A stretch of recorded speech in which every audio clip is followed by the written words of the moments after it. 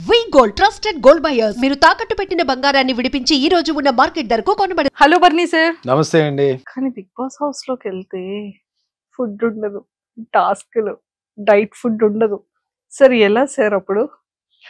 మాకు కంపల్సరీ మేము అంటే నేనున్న దీంట్లో నా ఏజ్ ప్రకారం నేను కంపల్సరీ ఈ ప్రోటీన్ తీసుకోవాలని చెప్పి డాక్టర్ ప్రిస్క్రిప్షన్ ఉంది. So I have to carry my protein and my supplements.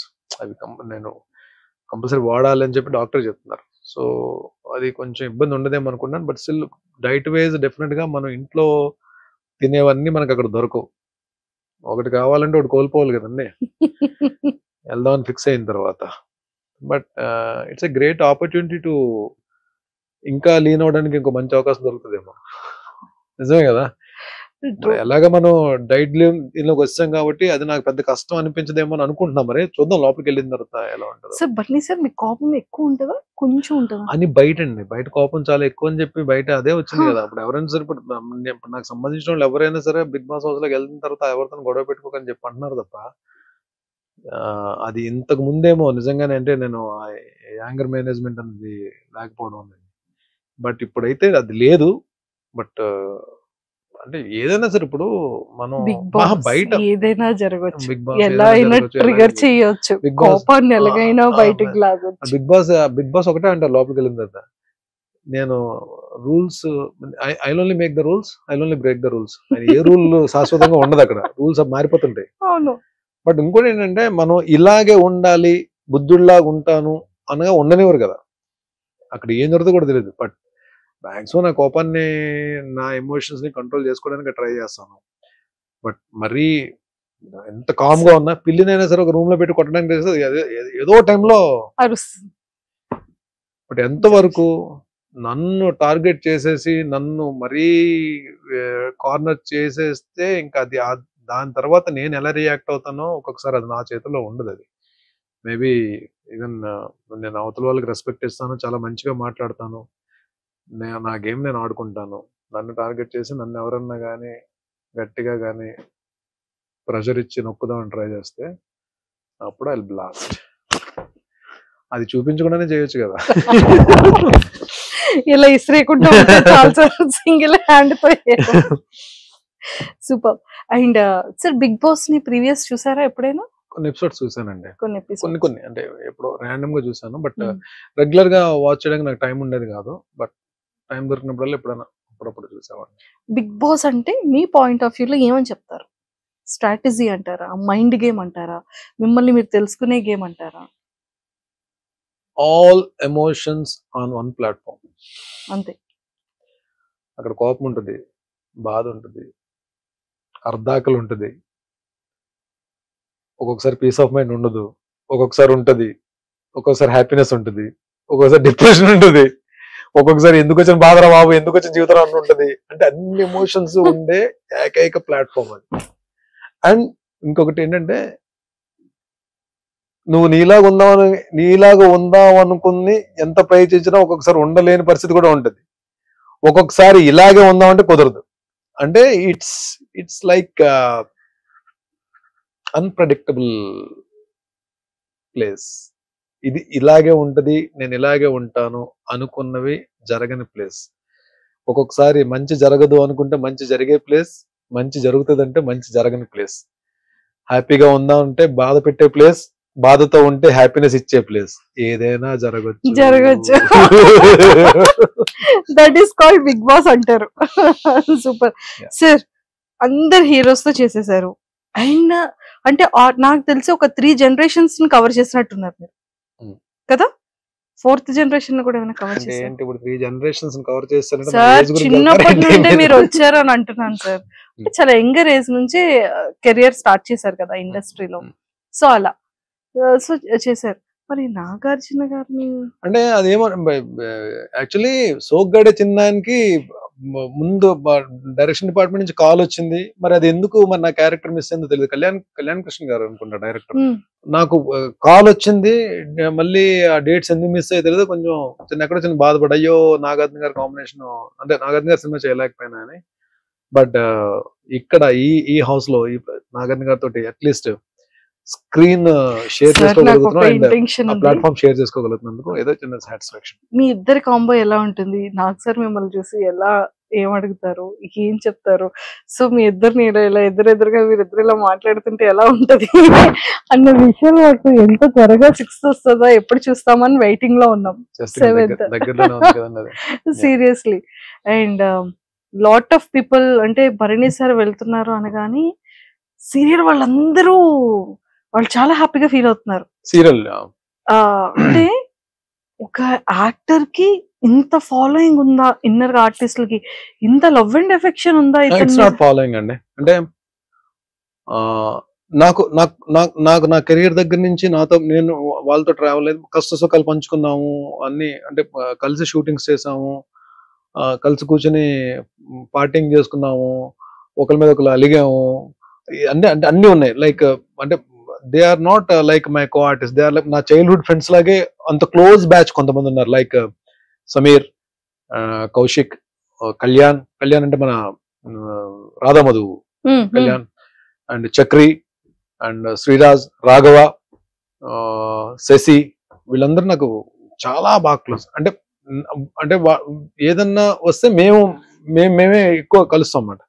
But అలా కాకపోయినా ఫిమేల్ ఆర్టిస్ట్ లో కూడా నేను అంటే అందరితో మాక్సిమం హరిత గారితో వర్క్ చేశాను, జ్యోతిరెడ్డి గారితో వర్క్ చేశాను, చాలా మంది బాబీలారితో వర్క్ చేశాను, సుమనశ్రీతో వర్క్ చేశాను, కృష్ణశ్రీ గారితో వర్క్ చేశాను, రాగిణి గారితో నాన్నలో రాగిణి గారితో వర్క్ చేశాను. అండ్ మేల్ ఆర్టిస్టులు కూడా చాలా మందితో, సీనియర్ ఆర్టిస్టులతో చాలా మందితో నేను వర్క్ చేస్తున్నాను. సో వీళ్ళందరూ కూడా మేబీ అందరూ ఎక్కడో దగ్గర చిన్న ఎఫెక్షన్ ఉంటుందని చెప్పి నేను తెలియని ఇది ఉంటుందని చెప్పి నేను అనుకున్నా. బట్ నేను కౌశిక్ కి ఈవెన్ తను ఈ ఆర్టిస్ట్ అసోసియేషన్ ప్రెసిడెంట్ గా మనోడు ఎలక్షన్స్ ఉన్నప్పుడు మేము సపోర్ట్ చేస్తాం అందరం అలాగా. బట్ ఈ టైం వచ్చినప్పుడు నేనే అడిగాను కౌశిక్, కాల్ చేసి, కౌశిక్ ఎలాగా నేను బిగ్ బాస్కి వెళ్తాను, ప్లీజ్ డూ సపోర్ట్ అని చెప్పన్నా. Definitely I support. నేను మనం ఒకరి గురించి ఒకరు నిలబడతాం కదరా ఎప్పుడు, డెఫినెట్ గా నేను ఉంటాను. నేను ఆర్టిస్టులు అందరికీ నేను రిక్వెస్ట్ చేస్తాను, లోపలికి వెళ్ళు, I will take care about that. వెళ్ళడం అలా వెళ్తారు, వచ్చేటప్పుడు ఇలా పట్టుకొని వస్తారు. చూద్దాం. అంటే ఏం లేదంటే it is not about the lifting of the cup or title, it is about the game we play in the house. And మనం అక్కడ ఏం జరుగుతుంది రిజల్ట్ అనేది పక్కన పెడితే I want to give my best. And కానీ చూద్దాం, ఐ డోంట్ వాంట్ రివీల్. నా గేమ్ అన్నది నాకే తెలియదు. ఇప్పుడు వచ్చి నేను లోపలికి వెళ్ళి ఏ గేమ్ ఆడబోతున్నాను కూడా నాకే తెలియదు. చూద్దాం. డెఫినెట్ గా మీరు అనుకున్నదే జరగచ్చేమో. తదాస్తు. Super sir. అంటే ప్రతి ఒక్క హీరోకైనా విలన్ కైనా అంటే ఆన్ కెమెరాస్ కి విలన్ అయినా ఆఫ్ కెమెరాస్ కి నార్మల్. సో మిమ్మల్ని రాముడు అని ట్యాగ్ ని యాక్సెప్ట్ చేస్తారా, కృష్ణుడు అనే ట్యాగ్ ని యాక్సెప్ట్ చేస్తారా? కృష్ణుడు అంటే పూర్తిగా కృష్ణుని కాదు, రాముడు అంటే పూర్తిగా రాముని కాదండి. రామకృష్ణ అంటే కరెక్ట్ సెట్ అవుతుంది. అలా కాదు, ఏదో సరదాగా ఉందని చెప్పాను తప్ప నాట్ అంత నేను ఐఎమ్ నాట్ అంత కృష్ణుడు అంత రొమాంటిక్ అయితే కాదండి నేను. బట్ అలానే రాముడు అంతా సిన్సియర్ గా అంత రాముడు అంతా కూడా కాదు, అంటే రాముడిని అని కూడా చెప్పలేను నేను. బట్ భరణిగా మంచిగా ఉండడానికి ఐ ట్రై మై బెస్ట్. నేను అంటే ఎవరికి నచ్చుతానో ఎవరికి నచ్చలేదో తెలియదు. డెఫినెట్ గా ప్రతి మనిషి అందరికి నచ్చాలని లేదు, అందరికి నచ్చకూడదని లేదు. నేను మా అమ్మకి ఏ రోజు కూడా మా అమ్మ చేత రే ఏంట్రా నువ్వు అని అనిపించుకోకుండా, మా అమ్మ చేత తిట్లు తినకుండా మంచిగా ఉండాలని చెప్పి నేను కోరుకుంటాను. నేను అలాగే మై మెంటర్, మై గురువు డెఫినెట్ గా అంటే అలాంటి మనిషి మన లైఫ్ లో నాగబాబు గారు లాంటి మనిషి మన లైఫ్ లో దొరకడం కూడా చాలా అదృష్టం అది. బికాజ్ ఆయన పరిచయం తర్వాత చాలా చేంజెస్ జరిగాయి నా లైఫ్ లో. నేను ద వే ట్రీటింగ్ పీపుల్, మనుషుల్ని ట్రీట్ చేసే విధానం కానీ, నా ఫ్యామిలీ మెంబర్స్ ని ట్రీట్ చేసే విధానం, రెస్పాన్సిబిలిటీస్ కేరింగ్, హెల్త్ కానీ, హెల్త్ విషయం కానీ, everything. There are so many changes ఆయన. బికాస్ ఈ ఇంటర్వ్యూ ద్వారా నేను I'm giving a big salute for my guru, my mentor Nagababu sir. Super. Favourite actress ఎవరు? టీవీలో అండి బిగ్ స్క్రీన్ నాకు టీవీలో యాక్ట్రెస్ కావాలి. బిగ్ స్క్రీన్ మీద one and only Savitri garu అండి. అంటే శ్రీదేవి గారు అంటే చాలా ఇష్టం నాకు, అంటే ఆవిడ చేసిన పెర్ఫార్మెన్స్ చాలా ఇష్టం. బట్ సావిత్రి గారు అంటే నేను పాత సినిమాలన్నీ అదే మాయాబజార్ అయితే ఎన్నిసార్లు చూసుంటాను నేను. అసలు ఆ episode, last episode, marriage episode అయితే ఏమి ఆర్టిస్ట్ అండి బాబు ఆవిడ, బాబోయ్. నమస్తే సావిత్రి గారు, నమస్కారం అండి సావిత్రి గారు. వాణిశ్రీ గారు అంటే ఒక్కొక్క తరం అది, అంతే. ఆవిడ ఎంత పెద్ద మంచి ఆర్టిస్ట్ వాణిశ్రీ గారు. టీవీకి వస్తే మాత్రం నేను టాప్ దీంట్లో ఉండేది I just love to work and I respect హరిత గారు. The try to grab the attention of the audience. టీవీకి ఏమైపోద్దంటే ఒక బ్లాక్ లో 10 మంది ఆర్టిస్టులు ఉంటారు. 10 మంది ఆర్టిస్టులు ఉన్నప్పుడు ఎవరి డైలాగ్స్ ఉంటాయో, ఎవరి పని ఏంటో మనకు తెలియదు. బట్ ఆడియన్ అటెన్షన్ అనేది గ్రాప్ చేయడం చాలా కష్టం. బట్ వీళ్ళిద్దరూ, హరిత గారు ఒకరు, జ్యోతిరెడ్డి గారు ఒకరు, కొంతమంది, అంటే నేను వాళ్ళిద్దరిని మిగిలిన వాళ్ళు నేను తక్కువ చేయట్లేదు. అందరూ ఆల్ వెరీ గుడ్ పర్ఫార్మెన్స్.